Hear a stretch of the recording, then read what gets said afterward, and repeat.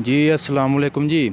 आज हम जी MF 360 का रिव्यू करेंगे और आपको बताएंगे जी ये की मतलब खामी है जी, इन्हें क्यों नहीं ज़्यादा यदी मार्केट, ठीक है ना। तो इस तो इलावा जी यदी कीमत वगैरह तुहानू दसांगे जी। हुण 2022 नवी कीमत आई है जी, वो किन्ने दा मिलता पाया, ठीक है। तुहानू पता जी कीमतां ज़्यादा हो गई, ठीक है। ये तुहानू नहीं पता लगा तो मेरे चैनल ते मिलेट ट्रैक्टर 2022 की कीमत नवी वीडियो, ठीक है ना, वो तुसीं जाकर देख लो, ठीक है। तो तुहानू पता चल जाएगा जी किन्ने किन्ने ट्रैक्टरां दी कीमतां ज़्यादा हो गई ने।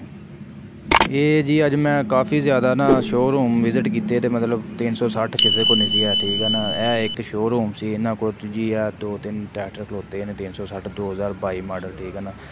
शोरूम वाले आंदे जी ये डिमांड ही नहीं है, ऐसी कंपनी तो मंगवाई दा नहीं, ठीक है ना। ये बुकिंग ही नहीं करवाते, ठीक है ना।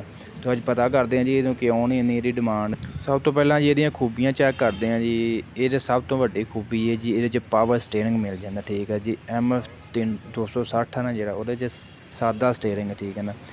ये पावर स्टेयरिंग है, ये जी ये सब तो वड्डी तब्दीली है MF 260 तो 360 के, ठीक है ना।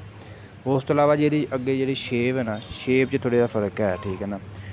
कोई गाहक जी शेप नहीं पसंद करते, ठीक है ना। मैं शोरूम वालों को पूछा, उन्होंने यह 2 वजह दसियां ने, ठीक है ना, जड़ियाँ वड्डियां आंदे जी, ठीक है ना। शेप नहीं ज़्यादातर तो आंदे पसंद करते, ठीक है।